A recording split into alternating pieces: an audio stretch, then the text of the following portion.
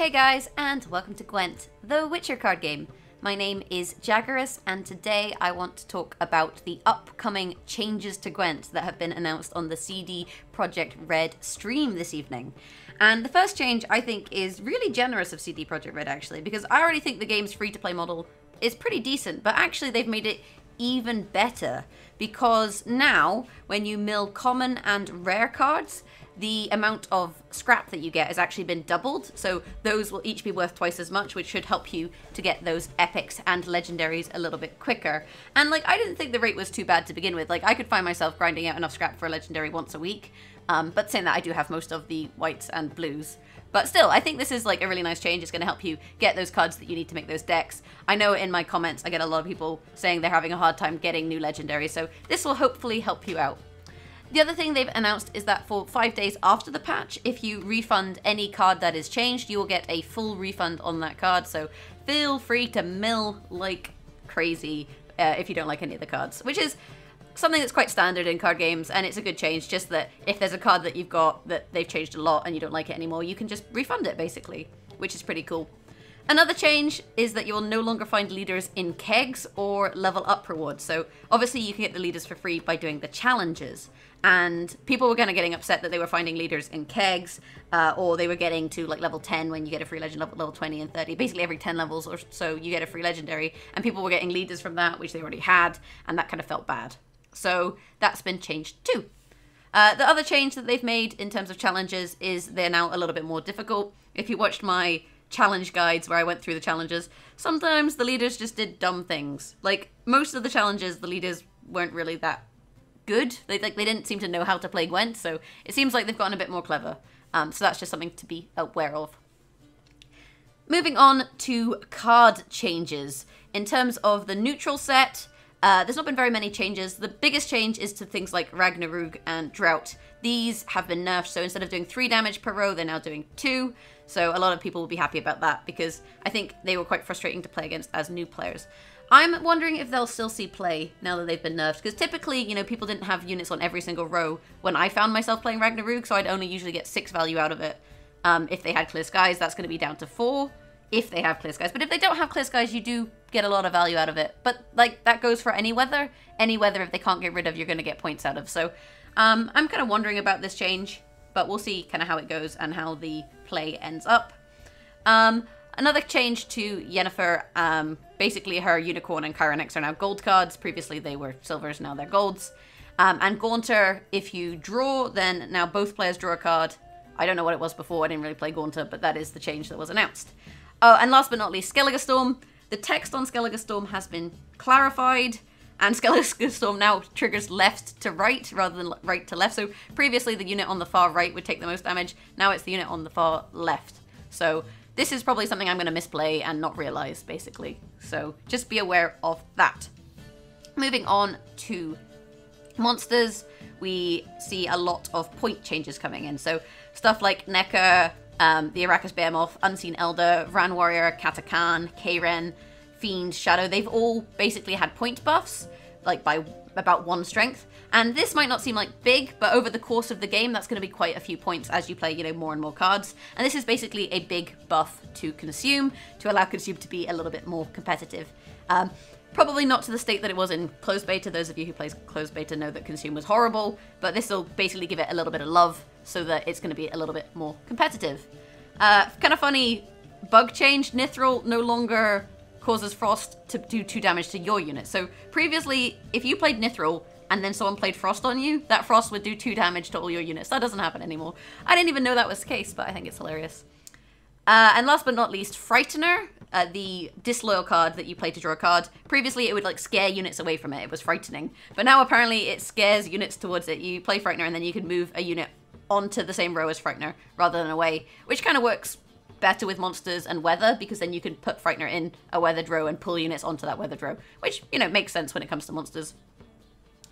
So, Skellige, they unfortunately have made the hunters now regressing. So, I'll have a hunter deck up for you guys tomorrow. This is a Skellige werewolf hunter deck. And you'll see kind of the power of hunters. Basically what regressing means is that when they go to the graveyard, they lose their strength. So previously you could strengthen them up and then they'd be really strong, and then you could resurrect like a 16, 18 point unit. That's no longer going to be the case, which I'm sad about.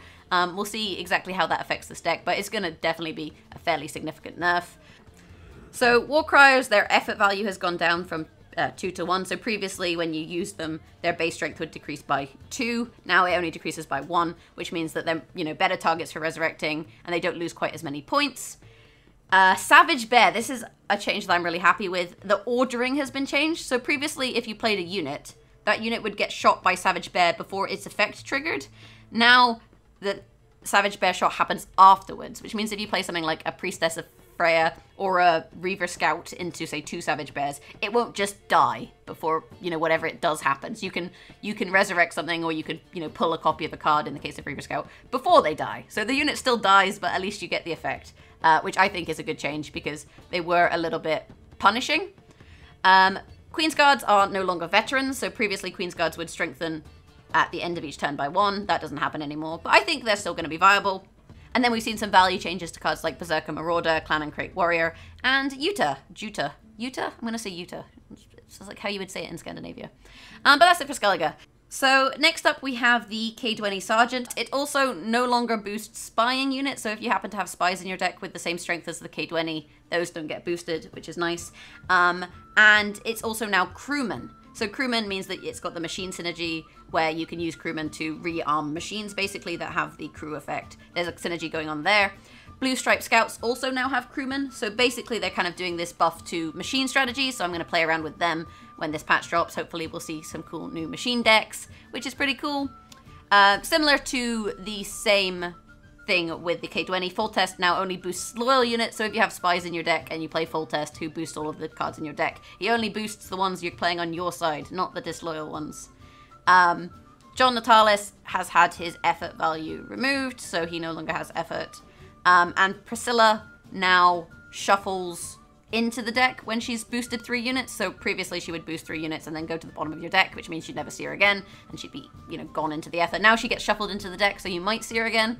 I'm still not convinced this card is worth running, but, you know, we'll see.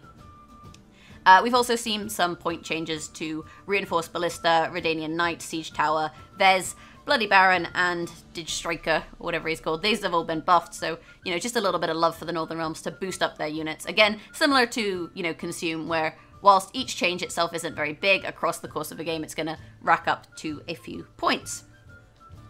Scoia'tael. So Scoia'tael Protectors now have 2 strength instead of 4. Protectors are the unit which gets buffed every time you play a special card, so those are now worth 2 strength rather than 4. This change is fine to me. Like, you'll still have like a decent amount of points with them if you play a special card deck, but maybe, you know, that 2 change is gonna make the difference between a win and a loss in some cases, and just kind of makes them a little bit less crazy. Then Ithlane, she is now a 4 strength disloyal unit rather than a 2 strength disloyal unit. Beyond that, her effect has not been changed. Dragoons, when you play them, they would boost a unit in your hand. Now they will not boost disloyal units, only loyal units, so you're not going to buff up a spy and then play it on your opponent's side. Francesca, the greatest card in the game, got a buff. My name is actually Francesca. That's my actual real-life name. So, you know, whenever Francesca gets buffed, I mean, she's OP to begin with. Let's be realistic here. Francesca's just amazing. I'm kind of sad that Francesca's not that good because I am Francesca. But I guess there can only be one amazing Francesca, you know? I'm going to stop blowing my own trumpet.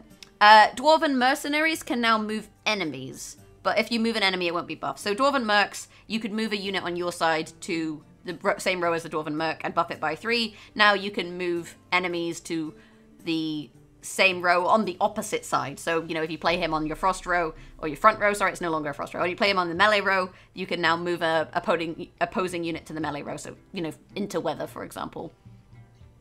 Which is pretty good. And last but not least, the Mahakam Dwarf will now boost friendly dwarves by 4 instead of 5, so a little bit of a nerf there. But like a lot of these number changes are just to kind of bring cards a little bit more in line and scale things back or forward a little bit, which I think are absolutely fine. I'm really happy that CDPR hasn't gone into this patch very heavy-handed and, you know, made massive changes. It doesn't seem like anything's been crazy nerfed or crazy buffed other than the poor hunters. May they rest in pieces. So a couple more value changes for Scoia'tael. The Vreed Officer has been buffed, the Sapper has been buffed, and say Synthesis has been buffed. So all, slight point changes going on there. In terms of Nilfgaard, there's been some nerfs, you guys will be happy to know. But again, not too heavy-handed. Calvé is down 1 point, so he's worth 1 fewer points, 1 less points. Vicar of our own Novice is down to 1 point, so it's not going to be quite as potent in terms of tempo. Peter is down from 6 to 4, and if you watched my Nilfgaard tempo deck, Peter previously, he was just good even if you didn't manage to deboost, is that a word? Like, even if you didn't manage to remove the boost from a card, he was still worth 9, so he was pretty good. Now, he's still worth 7, so still pretty good, and you have that debuffing value, so this is completely fine for me. Rainfarn is up to 7 strength, so he's had a little bit of a buff. And then Tibor, which had 10 strength previously, and then could boost up to 15 to make him 25. He's now an 8, and then he boosts 15 up to 23. So a couple points changing. I know a lot of people will be unhappy with this, but I don't know if Tibor is necessarily the biggest problem with Nilfgaard so much as some of the other cards. Like, I feel like this change is okay. I'm happy they didn't go in too heavy. But the card that I wish they changed more and they haven't changed is Golems. Well, they have changed it. Golems are now worth 2 strength instead of 3. But I think the problem with Golems and Nilfgaard in general is not necessarily the point values, it's the consistency. It's the number of cards they have that play other cards. And by running Golems in your deck, because as soon as you play your leader ability, they get thinned, you basically can get away with running a 22 card deck. And that's kind of the issue with Nilfgaard for me, and it doesn't really feel like this issue has been addressed too much. So, I think these changes are fair. I think they're going to make it so that other decks win more regularly because of the points, but I don't think they've gotten to the root problem that is in Nilfgaard. But yeah, that's kind of my 10 cents on those changes. Last but not least, all the mages. So the mages are the silver cards that play a weather effect, a clear skies, or a special card. So for example, Deathmold is a mage, Water Hag is a mage, Van Hamar, these kind of cards. And each faction has one, but they've all been adjusted buffs, I think, because they were all 3s before. Now they're all worth 4 points. So that's a nice little change as well. There probably are other changes. There have been some bug fixes, for example, but I feel like they're irrelevant in this situation. You can look them up. And there's probably some more value changes that they didn't cover in the stream, but this is everything that CDPR announced in their stream this evening that are going to be put into the game soon, TM. That's what they said, soon. I'd expect to see it probably in the next week. But yeah, let me know what you think of the changes in the comments below. Overall, I'm happy. I think that they haven't over-tuned, like ban-hammered or smash-hammered, what's the word? Like, completely nerfed anything into the ground, Like, nothing feels too nerfed. But I think the approach they're taking is good, because they can do this change and then see where the game is and then kind of tweak things a little bit more without making massive changes straight away. And I like that. I think that's good. I think the changes to the values of milling is great. I think the fact that you get the refund after the patch, so, if you mill cards that have been changed after the patch, then you'll get full value, is good. This is all kind of great. Challenges being more difficult is probably fine, except for the Dagon challenge, which everyone hates. And no leaders and kegs is obviously great. So mostly, I think this is a good change. I think they still need to look at Nilfgaard and deck thinning, but I'll kind of save that for another video. I want to talk about deck thinning and deck size and stuff, in its own video. But yeah, if you like this video, hit that thumbs up button. Beyond that, you can always subscribe. Let me know what you think of the patch changes in the comments below. And hopefully I'll catch you guys tomorrow with my Skellige deck. If you haven't already seen it, I did put the Nilfgaard tempo deck up today, so you can see how that currently is and kind of make your own mind up about whether this nerf is enough. I've been Jaggeris. Thanks for watching, and hopefully I'll catch you guys next time. Bye!